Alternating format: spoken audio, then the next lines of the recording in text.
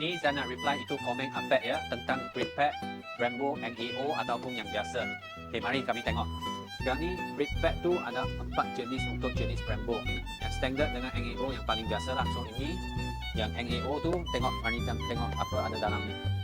So dalam brake pad NAO ni dia datang sekali stiker dia punya brake punya grease dengan dia punya brake pad pun jenis lain sikit.